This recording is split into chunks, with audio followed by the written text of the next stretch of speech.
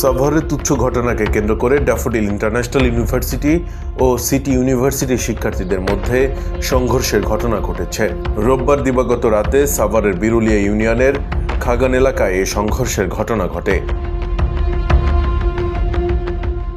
প্রত্যক্ষদর্শীরা জানান, সন্ধ্যায় ড্যাফোডিলের এক শিক্ষার্থীর ওপর সিটি ইউনিভার্সিটির এক শিক্ষার্থী মোটরসাইকেল থেকে থুতু নিক্ষেপ করে।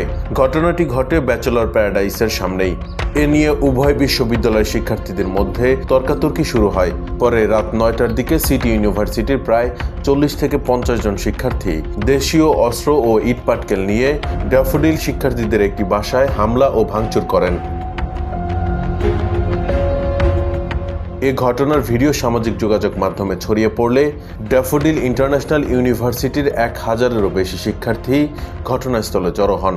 উত্তেজিত শিক্ষার্থীরা সিটি ইউনিভার্সিটির দিকে অগ্রসর হওয়ার চেষ্টা করলে বিশ্ববিদ্যালয়ের প্রক্টরিয়াল টিম ও পুলিশ তাদের শান্ত থাকার অনুরোধ জানায়। পরে প্রক্টর ও আইনশৃঙ্খলা বাহিনীর অনুরোধে শিক্ষার্থীরা ব্যাচেলর প্যারাডাইসের সামনে অবস্থান নেন।